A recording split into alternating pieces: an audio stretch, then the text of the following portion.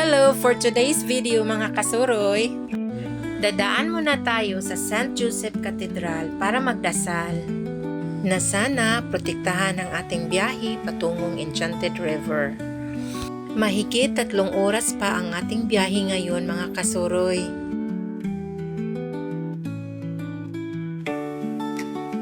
Dito tayo dadaan sa lumang tulay ng Butuan City. Ito ay ang Magsaysay Bridge kung saan nandito ang Agusan River. Sobrang laki ng Agusan River dito mga kasuroy.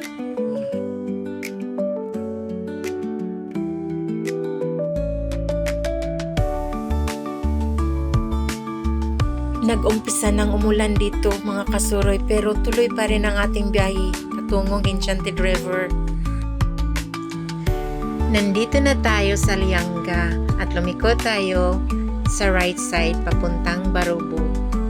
So habang nagbabiyahe tayo ngayon, mag-storytelling muna tayo about Enchanted River. Mga kasuroy, ang Enchanted River is a saltwater river in the Philippine jungle that flows into the Pacific Ocean. It's a popular tourist destination known for its bright blue, crystal clear waters. Just sit and relax. Sana nag-enjoy kayo sa story ko. Despite the fact that many people have already tried to reach the bottom, including scuba divers, all of them failed. Locals also believe that the river is haunted by supernatural being that protect it, and the mysterious fish that cannot be caught because of the encantos. Mga kasuroy, welcome to Enchanted River. Let's explore. Marami palang mga souvenir item dito mga kasuroy. Pwede tayong bumili para may mga souvenir tayo o kaya mga remembrance.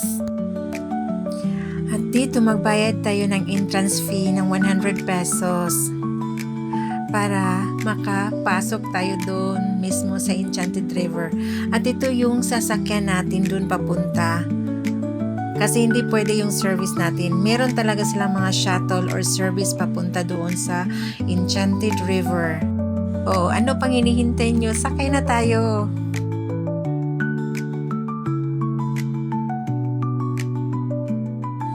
Siguro, ito yung diwata sa Enchanted River mga kasuroy. Tingnan yung mabuti ang mukha niya.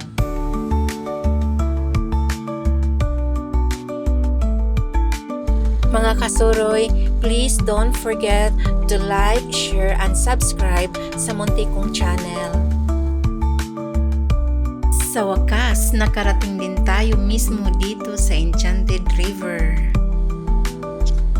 Kung gusto mong maligo at hindi ka marunong lumangoy, pwede kang manghiram ng life vest dyan. Libre lang yan. Mag-iwan ka lang ng ID. So mga kasuroy, ikutin na natin ang buong Enchanted River ngayon. So far, the deepest it has been explored is said to be 82 meters or 269 feet. Mga kasuroy, tingnan nyo ang tubig. Grabe, ang linaw. Sus, nagpangamay na dyan sa ako ang tubig ba? Grabe, nilutaw, tinaw kayo. Hindi ko na mapigilan mga kasuroy. Gusto ko nang maligo. Ayan, tatalon na si Inday. Ang sarap lumangoy dito sa Enchanted River kaya lang parang nakasa dagat kasi maalat. Hindi na ako nagsusuot ng life vest mga kasuroy kasi marunong naman akong lumangoy. Pagkatapos kong maligo, tuloy ang lakad at iikutin pa rin natin hanggang sa dulo ng Enchanted River para makita natin kung ano ang nandun. Mga kasuroy, punta na kayo dito sa Enchanted River habang makalakad pa kayo. Kailan ba kayo gustong pumunta dito pag mag-wheelchair na? Sabi nga nila, life is too short, kaya habang buhay pa tayo, mag-enjoy. So Sobrang ganda ng view dito sa Enchanted River mga kasuroy. Hindi kayo magsisisi pag kayo ay pumunta dito. Habang naglalakbay ako sa gilid ng river, nakita ko yung dagat sa unahan. Malapit lang pala dito ang dagat sa Enchanted River. Para mas lalo kayong mag-enjoy mga kasuroy, lubos-lubusin nyo na ang pagpunta nyo dito mga kasuroy. Sumakay na kayo ng pambot. 600 pesos lang naman ang bayad per head. Tuwing alas 12 ng tanghali at alas 3 ng hapon, pinapakain ng mga isda dito sa Enchanted River. Thank you for watching mga kasuroy. Until next na po natong pagsuroy-suroy. Bye-bye!